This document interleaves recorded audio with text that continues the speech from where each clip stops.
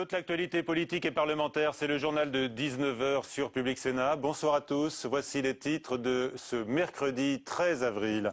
La nouvelle mission que se donne Nicolas Hulot pour 2012, ouvrir la voie d'une société écologique et durable, avec un projet incompatible avec l'actuelle majorité, précise-t-il. Son supporter Yves Cochet sera avec nous dans quelques instants, ainsi qu'un de ses détracteurs, l'anti-nucléaire Stéphane Lhomme. 2012, moi, la situation, je la sens bien, a lancé aujourd'hui Nicolas Sarkozy en mettant en garde son ami Borloo. Il l'a dit en recevant les députés UMP à l'Elysée. Autre propos présidentiel dirigé contre Christophe Demargerie, le PDG de Total, qui avait jugé inévitable le litre de super à 2 €, indécent, a lâché le chef de l'État. Faciliter les procédures de divorce par consentement mutuel, ensemble de propositions, mais sans remettre en question le passage devant le juge du sénateur centriste Yves Détraigne, qui sera également notre invité ce soir. Avec nous aussi le sénateur UMP Ladislas Poniatowski, qui s'inquiète de l'avenir de la filière de l'énergie solaire en France. Sevran, en Seine-Saint-Denis, donc, c'est dans une ville emblématique des difficultés sociales que Nicolas Hulot a annoncé sa candidature à la présidentielle. On écoute l'ancien animateur de TF1. J'ai donc décidé d'être candidat à l'élection présidentielle et de mettre le capital de confiance que j'ai essayé de construire au seul service du changement, avec d'autres. Dans ce moment de gravité et de complexité que traverse notre pays, mais aussi la planète. Ma seule ambition est de contribuer à ouvrir la voie d'une société nouvelle, écologique et sociale. Dans cet esprit et dans cette démarche, je sollicite le soutien de l'ensemble des écologistes. Et notamment, évidemment, s'ils le souhaitent, de ceux dont je me sens le plus proche, mes amis d'Europe Écologie Les Verts, mais aussi plus largement de toutes celles et de tous ceux qui, comme moi, ne se résignent pas au déclin conjoint de l'humanité et de la nature.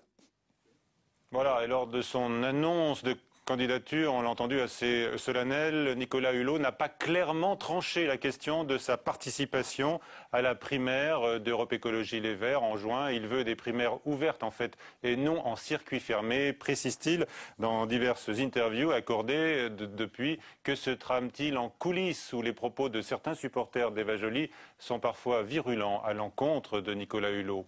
Marie Brémaud. Nicolas Hulot, candidat à l'élection présidentielle, cela laisse Daniel Cohn-Bendit de marbre et pour cause. Vous savez, moi je suis très sceptique sur les vous présidentielles. Non, sur les présidentielles en général et sur les possibilités dans les tensions qui existent aujourd'hui d'une candidature écologiste. La réponse de l'eurodéputé est surprenante, lui qui au travers d'une motion de congrès se prononçait en faveur d'un candidat écolo. Mais il se murmure que cette attitude lui permet de ne pas choisir entre l'ami Joly et le sympathique Hulot, car les deux têtes d'affiche ont pour eux des atouts certains à faire valoir. Eva Joly a pour elle un vrai programme économiste, fiscal, elle connaît bien la justice. Nicolas Hulot, lui, a une connaissance de l'écologie, de l'environnement très forte. Après des échanges virulents entre les deux écuries, l'heure aujourd'hui semble à l'apaisement. L'eurodéputé Michel Rivasi appelle même à une alliance, à un duo, afin d'éviter les primaires et les guerres intestines. Si la suggestion n'est pas totalement écartée, elle soulève évidemment une question épineuse. Un ticket Hulot-Joly, un ticket Joly-Hulot, qui va décider de qui est le candidat ou la candidate à la présidentielle et qui est son soutien? La primaire, c'est aussi un mode de désignation. Et finalement, le système par les votes est souvent le moins mauvais. Sinon, qui va décider de qui prend le leadership du ticket à partir du moment où vous avez deux candidats de qualité qui ont envie d'y aller? Pour le moment donc, le face-à-face Hulot-Joly aura bien lieu. Reste à savoir si la famille écologiste saura éviter les écueils d'une bataille d'ego. Alors donc on revient dans un instant sur ce match, Nicolas Hulot, Eva Joly, avec Yves Cochet et Stéphane Lhomme, candidat déclaré à la primaire d'Europe Écologie et critique virulent de l'ancien animateur de TF1 justement sur la question du nucléaire. Un sujet environnemental qui fait consensus.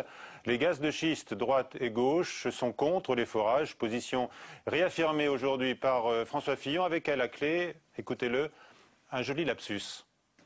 Il est légitime que nos concitoyens soient inquiets s'agissant des autorisations qui ont été données en matière d'exploration et d'exploitation de gisements de gaz de schiste compte tenu des méthodes qui sont actuellement employées pour exploiter ces gisements de gaz de schiste et compte tenu de l'expérience de nombreux autres pays et en particulier des États-Unis. Je considère qu'aujourd'hui, pour qu'il n'y ait aucun doute dans le débat entre les Français et le gouvernement sur ce sujet, il faut tout remettre à plat. Et donc il faut annuler les autorisations qui ont déjà été données. Voilà, une réaction rapide sur notre plateau. Yves Cochet, bonsoir. Vous êtes contre l'autorisation des gaz de schiste, peut-être pour la légalisation du schiste tout court? C'est une proposition d'ailleurs de Stéphane Gatignon, le maire de Sevran, qui permettrait de casser les mafieux. Bien, merci. On vous retrouve dans un instant pour parler cette fois de Nicolas Hulot. Nicolas Sarkozy sur Jean-Louis Borloo. La stratégie qui consiste à diviser est perdante. Il y a une ligne rouge, c'est l'unité de notre famille. Propos donc du chef de l'État aujourd'hui devant les députés UMP qui étaient réunis à l'Élysée. La réaction de l'un des supporters du président du parti radical qui entend s'émanciper de l'UMP, Jean-Marie Bockel, de la gauche moderne, qui disait tout à l'heure lors de l'édition de Preuve par 3 que le ferment de division est à l'Élysée avec la droitisation, la ligne Buisson, a-t-il dit, du nom du conseiller du chef de l'État, Patrick Buisson. Également devant les députés UMP tout à l'heure, Nicolas Sarkozy a déclaré qu'il sentait bien la situation pour lui, pour 2012. Chantal Joanneau conduira bien la liste UMP pour les sénatoriales à Paris. L'Élysée a arbitré en faveur de la ministre des Sports qui faisait l'objet d'un tir de barrage de certains sortants. Philippe Dominati et Catherine Dumas occuperont les 2e et 3e places sur la liste de la majorité en septembre. Des jurés en correctionnel, le texte du ministre de la Justice a donc été présenté aujourd'hui au Conseil des ministres. Toutes les affaires ne seront pas concernées, seuls les délits les plus graves seront jugés par 2 jurés tirés au sort qui d'ailleurs ne seront pas seuls, ils seront même minoritaires aux côtés de 3 magistrats. Cette révolution judiciaire soulève bien des questions et des polémiques. Alexandra Collineau.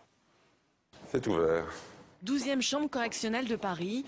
Ici sont traités les délits financiers. Une vingtaine de dossiers par jour, jugés par 3 magistrats. Ça c'est pour une journée, ça c'est pour une autre journée et ça encore une autre. Voilà.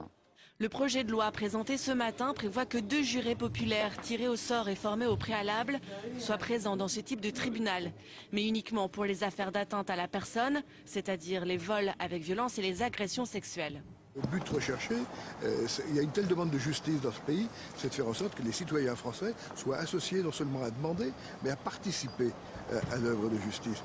Les jurés seraient donc présents dans environ 40 000 affaires par an, pour un coût estimé à 20 millions d'euros. Une perte de temps et d'argent pour beaucoup de magistrats. C'est ne répondre à aucune demande, à aucun besoin. Le juré, il va passer, il ne va pas comprendre grand-chose. Et finalement, ça va être une sorte d'alibi. Au sein de l'UMP aussi, le sujet fait débat. L'engorgement des tribunaux pose problème. Au lieu de passer 40 affaires, on va en passer 2 ou 3. Et donc ça va bloquer en aval. C'est-à-dire que toutes les procédures de gendarmerie, de police vont se retrouver bloquées au tribunal correctionnel parce qu'on n'aura pas encore le temps de les faire passer. Le texte sera étudié au Sénat à partir du 17 mai. À droite, on annonce déjà qu'il sera largement amendé. Alassane Ouattara va s'installer dans les tout prochains jours dans le palais présidentiel à Abidjan. Laurent Gbagbo, lui, a quitté l'hôtel du Golfe. En fait, il a été transféré dans le nord du pays. Il sera traité avec considération, a insisté aujourd'hui le président élu lors de sa première conférence de presse.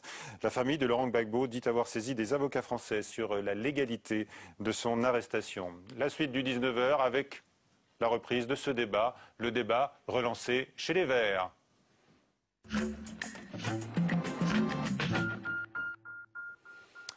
Sont avec nous donc Yves Cochet, député vert de Paris, et puis sur sa webcam, Stéphane Lhomme, candidat à la primaire d'Europe Écologie Les Verts, président de l'Observatoire français du nucléaire, à qui je donne d'abord la parole. Qu'avez-vous retenu de positif et peut-être de négatif dans la déclaration de Nicolas Hulot?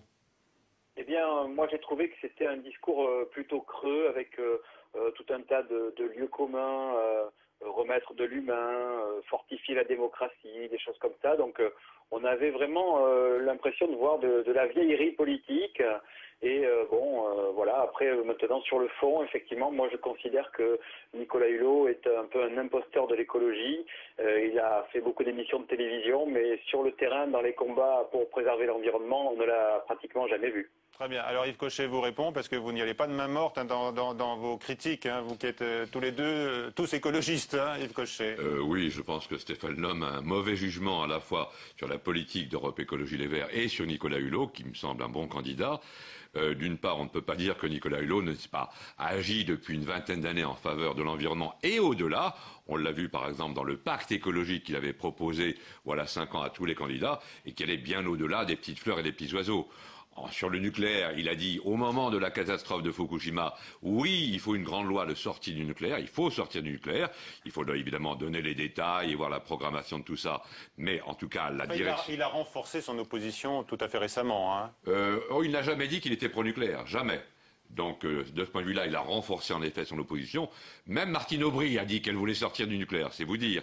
Et enfin, je pense que son discours de ce matin était au bon niveau, disons, de responsabilité politique, avec une gravité, une profondeur de vue, une vision du monde et de la France, qui me semble de bonne aloi. Je pense que c'est le meilleur candidat pour les écologistes. Alors Stéphane Lhomme, est-ce que vous avez des interrogations sur le positionnement politique de Nicolas Hulot? Il a quand même précisé que son projet était incompatible avec l'actuelle majorité. Est-ce que c'est de nature, à vous rassurer? Bah écoutez, on voit que c'est une conversion subite, vraiment, alors sur plusieurs points. Le nucléaire, il n'avait jamais été contre, et même il disait que dans le cadre de la lutte contre le changement climatique, il fallait garder les centrales. Les multinationales, il est toujours actuellement en contrat avec les multinationales, il essaie de rompre les contrats et du jour au lendemain, il va être blanchi. Et puis là, effectivement, très clairement sur le sarkozysme, il a constaté que tout le monde était... Enfin, beaucoup de gens maintenant étaient anti-sarkozystes, alors il se convertit, mais il a déroulé le tapis vert à Nicolas Sarkozy pendant le Grenelle de l'environnement, et pendant ce temps, on continuait le chantier du réacteur nucléaire EPR, et ensuite on a eu par exemple l'autoroute Langon-Pau qui passe à 2 minutes de chez moi. Moi, avec beaucoup de gens, on a essayé de s'opposer à cette nouvelle autoroute compatible Grenelle de l'environnement, parce que vous voyez-vous, il y a du tri sélectif sur les aires de repos. Voilà comment on se moque du monde. Et on a replanté des arbustes pour là où les bulldozers étaient passés. On a essayé de s'opposer à cette nouvelle autoroute en France. Et on n'a jamais vu Nicolas Hulot. S'il était venu faire un peu Tiananmen avec les bras en croix pour se mettre devant les bulldozers, peut-être que ça aurait changé les choses. Eh bien, il n'est pas venu. Bon, alors Yves Cochet, on a dit que la primaire allait être sanglante. Dites-moi, on en a un avant-goût ce soir. Hein. Ça ne sera pas de la part de Nicolas Hulot, qui a peut-être un peu plus de tenue que M. Stéphane Lhomme, qui lui-même a appartenu jadis à la Ligue communiste révolutionnaire, qui, il y a 20 ans ou 25 ans, était tout à fait pro-nucléaire, il faut le savoir. Donc, vous voyez que chacun peut faire un parcours et finalement découvrir la vérité écologique du monde. Deuxièmement, je pense que aussi bien Mme Joly que Nicolas Hulot sont des gens qui sont respectables, qui seront civilisés, et il n'y aura pas de bagarre sanglante au sein d'Europe Écologie Les Verts. Simplement, il faut que ça soit de bon niveau et non pas raconter des anecdotes. Quant à l'autoroute Langon-Pau, moi aussi, je suis contre l'autoroute Langon-Pau, bien entendu. Alors, il y a de l'ironie chez Eva Joly aussi, qui, après avoir entendu Nicolas Hulot, a dit, sur le mot d'amuser quand même, tiens, il a découvert les problèmes sociaux. Mais pas du tout.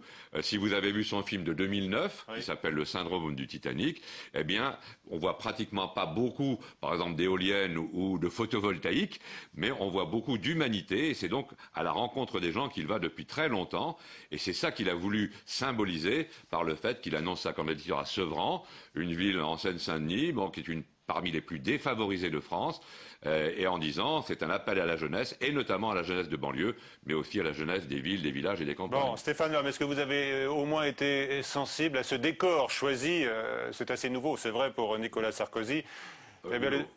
Nicolas Hulot, excusez-moi, pour son annonce de candidature donc à Sevran.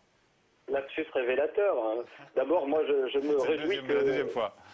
Je me réjouis que Yves Cochet soit contre l'autoroute Langon-Pau, et s'il avait été candidat lui-même à cette primaire, j'aurais voté pour Yves Cochet. Mais par contre, sur Sevran, écoutez, Nicolas Hulot a débarqué dans une banlieue difficile, un peu comme il débarquait dans Ushuaïa à côté d'une tribu indienne. Et là, il a voulu instrumentaliser la banlieue pour dire, regardez, comme je m'occupe de ces pauvres malheureux, je crois que c'est pas comme ça qu'on fait. Moi, je présente autre chose. Je peux dire, par exemple, qu'à Bordeaux, j'ai gagné en justice contre le maire Alain Juppé qui avait fait un arrêté contre les SDF, et j'ai fait annuler cet arrêté. Et depuis longtemps, je me bats pour le droit au logement, donc sur les questions sociales et évidemment sur les questions environnementales. Bien, alors on voit, il y a deux visions qui s'opposent, hein, de manière également de peser sur le débat politique. Yves Cochet, qu'est-ce qu'il a à proposer, Nicolas Hulot, au-delà du discours écologique? C'est l'une des questions qu'on va forcément poser à un candidat à la présidentielle. Bien sûr, mais au fur et à mesure des semaines et des mois qui vont venir, il va, avec le collectif des militants, avec Europe Écologie Les Verts, développer un projet, un programme, des mesures qui sera abouti peut-être vers, disons, l'automne 2011, mais c'est bien un travail collectif. Et il a déjà été, contrairement à ce qu'on croit, en banlieue, rencontrer des gens défavorisés. Simplement, c'était sans micro et sans caméra. Il n'est pas toujours, comme ça, fasciné par la médiatisation de ce qu'il fait. Il est habité par son sujet. Je pense qu'il a un grand potentiel pour l'écologie politique et que c'est donc le meilleur d'entre nous. Et que sa candidature s'inscrit dans les primaires écologiques. Mais oui, il participera aux primaires. Simplement, on veut élargir la base électorale pour que ce ne soit pas trop rikiki. Très bien, voilà, c'est sa demande. Alors, restez avec nous, Yves Cochet. Nous allons rester dans les questions environnementales. Quel avenir pour l'énergie solaire? Les particuliers comme les professionnels du secteur déplorent en effet un désengagement de l'État avec la baisse des prix de rachat par EDF de l'électricité produite. Mounir Soussi. Ce n'est plus si rentable de produire de l'électricité solaire. Après l'explosion de l'installation de panneaux solaires, la tendance est au ralentissement. Pour éviter la surchauffe, le gouvernement a baissé de 20% le prix de rachat de cette énergie par EDF. La raison, son coût de production, 10 fois plus cher que celui proposé par le nucléaire. Le décret publié le 4 mars permet toujours aux particuliers équipés de vendre directement de l'électricité à EDF. Mais pour les installations de type industriel, il faudra que les producteurs passent par des appels d'offres avant de mettre leur électricité sur le marché. Un frein pour le développement des énergies renouvelables selon les professionnels du secteur qui s'inquiètent de voir chuter lourdement l'activité. Cela ne décourage pas la filière photovoltaïque qui poursuit ses recherches afin de mettre au point des panneaux encore plus performants. Après la catastrophe de Fukushima qui ouvre le débat sur la sortie du nucléaire, les promoteurs de l'énergie solaire restent persuadés que leur rôle sera essentiel dans les années à venir. Bonsoir Ladislas Poniatowski, merci d'être avec nous, sénateur UMP de l'Eure. Vous vous êtes donc penché sur cette filière que l'on dit d'avenir, mais qui semble s'alarmer là au présent. C'est d'ailleurs pour ça que nous avons organisé ici au Sénat une table ronde pour les écouter. Pour les écouter parce que quand le gouvernement a annoncé le moratoire, c'était en septembre dernier, nous avons vu toute une série de professionnels du photovoltaïque très inquiets et nous avons voulu savoir quelles étaient leurs inquiétudes, leurs préoccupations. Alors il faut savoir qu'au départ, l'équation photovoltaïque était compliquée. À la fois, c'était probablement l'énergie renouvelable pour laquelle il y avait l'objectif le moins ambitieux dans le Grenelle de l'environnement par rapport à l'éolien ou par rapport à la biomasse. Il y a une explication à ça, c'est ce que vous venez de dire dans votre présentation, c'est 10 fois plus cher que le nucléaire ou l'hydraulique. Alors que l'éolien et la biomasse ne sont que 4 fois plus chers. Donc c'est compliqué. Mais moi je trouvais dès le départ que nous étions peut-être pas assez ambitieux sur le photovoltaïque. Je crois beaucoup à l'avenir du photovoltaïque. Ambitieux, ça veut dire quoi? L'ambitieux, c'est dans les objectifs que nous fixons, mais l'image que nous voyons, que vous avez montré tout à l'heure, il faut qu'on fasse des progrès sur la technologie photovoltaïque. Pour le moment, les rendements ne sont pas encore époustouflants. Malheureusement, ces panneaux photovoltaïques viennent de l'étranger. Donc il faut savoir que chaque fois que et de Chine notamment, chaque fois que nous subventionnons le photovoltaïque, que ce soit sur les toitures des particuliers ou que ce soit le photovoltaïque au sol ou sur les toitures des bâtiments agricoles ou industriels, en fait, nous subventionnons l'industrie chinoise. Car les Chinois ont cette particularité. Ils représentent moins d'1% du marché en termes d'installation de panneaux, mais c'est eux qui représentent 25% du marché en termes de panneaux vendus dans le monde entier. Donc ça ne veut pas dire qu'il faut renoncer, ça veut Pas dire du tout, non, non. qu'il faut Je prendre pense leur qu'il faut place aider. en matière de fabrication. On manque de champions. Si nous avions dans le domaine photovoltaïque un certain nombre de champions, oui, mais ça pourrait aider à se créer une véritable filière photovoltaïque. La France, je suis conscient, le marché national n'est pas très grand. C'est 1% du marché mondial pour le moment. Donc il faut que nous trouvions des solutions pour développer notre marché national, mais que nous ayons également des entreprises performantes pour vendre un certain nombre de technologies en matière de Est-ce que le photovoltaïque à gouvernement s'y prend l'international. bien pour vous? L'arrêt était obligatoire. On était vraiment dans un cul-de-sac. Non, il s'y prend bien. La réponse à la question, c'est il a eu raison de s'arrêter pour savoir sur quelle base on repartait, avec une base de tarifs de près de 30% moins cher. Mais au moins, il faut de la durée devant, il faut de la visibilité. Il faut que ceux qui installent sachent où ils vont.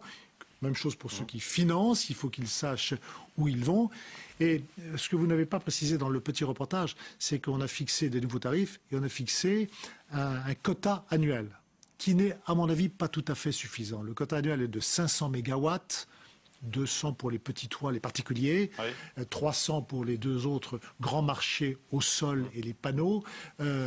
J'aurais aimé qu'on se rapproche de ce que demandaient un petit peu les professionnels, c'est-à-dire 800 mégawatts par an. Je retiens, est-ce que vous avez dit que le solaire est bien moins rentable que le nucléaire pour EDF, Yves Cochet? Alors, le prix pas est plus élevé. Mais le prix est plus élevé parce que, évidemment, c'est une industrie naissante, émergente.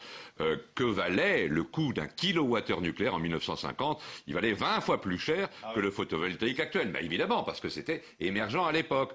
Et donc, évidemment, il faut, pour ces nouvelles technologies... On a développé une industrie française avec le mais il y nucléaire. a eu une industrie française. Et il y a encore, Photowatt fut un champion national, mais parce que précisément les gouvernements successifs, on peut dire, de droite comme de gauche, n'ont pas su valoriser cette entreprise qui est dans la région Rhône-Alpes, ils ont été obligés de délocaliser en Pologne leur fabrication, alors que ce sont des gens qui ont une grande habitude, une grande, expérience industrielle du photovoltaïque. Il faut les aider.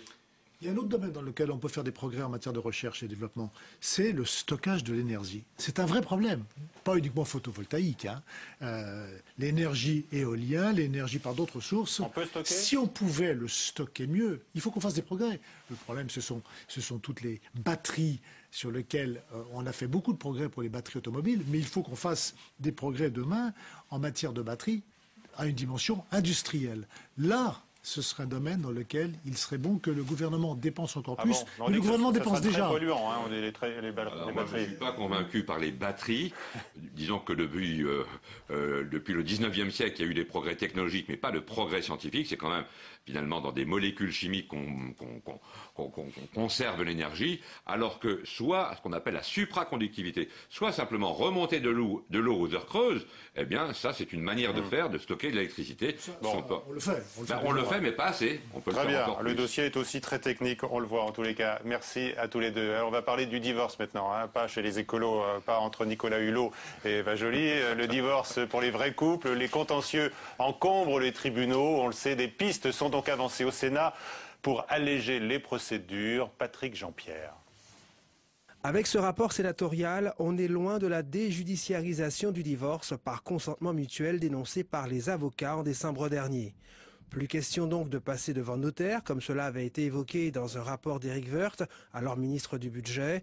Le juge aux affaires matrimoniales reste au centre du dispositif pour assurer l'équilibre entre les parties. Qu'il n'y ait pas, par exemple, une femme qui soit lésée alors qu'elle n'a jamais travaillé pour assurer l'éducation des enfants et que son mari ne lui rétribue absolument rien de toute la période de vie commune.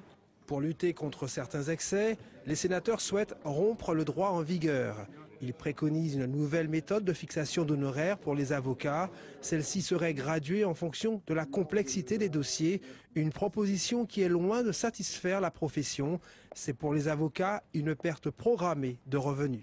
Vous avez des avocats qui sont au SMIC, enfin faut quand même pas rêver, c'est très difficile d'être un avocat. Vous savez, c'est pas parce qu'on met maître Tartampion sur sa porte qu'on a des affluences de clients le lendemain. Alors beaucoup d'avocats ne vivent que de l'aide juridictionnelle et beaucoup d'avocats sont en difficulté. Autre nouveauté pour désengorger les tribunaux, la médiation préalable obligatoire. Elle permettrait aux parents de gérer un différend après le prononcé du divorce avec l'aide d'un médiateur. Mais problème, qui financera cette mesure ? Le gouvernement a une tendance à plutôt renvoyer ça vers une prestation de la CAF. là, c'est des sommes relativement importantes. Et pour l'instant, les CAF, la CNAF, ne pourra pas supporter. L'ensemble des dispositions du rapport des sénateurs est plutôt bien accueilli. Reste l'éternelle question des moyens. Avec nous, Yves Détraigne, donc bonsoir, sénateur centriste de la Marne. Est-ce que vous avez une idée du coût moyen d'un divorce ? C'est difficile d'avoir une idée, mais le chiffre de 2500 € a été évoqué en commission. Donc c'est quand même quelque chose d'important. Ah oui, oui. Et l'argent passe où ? Ce sont les avocats qui s'enrichissent, on les voit, notamment les honoraires des avocats. Oui, qui s'enrichissent, parce que là, ils disent non, eux. Qui s'enrichissent si on reste sur un tarif raisonnable, et ce que l'on propose vise à ça.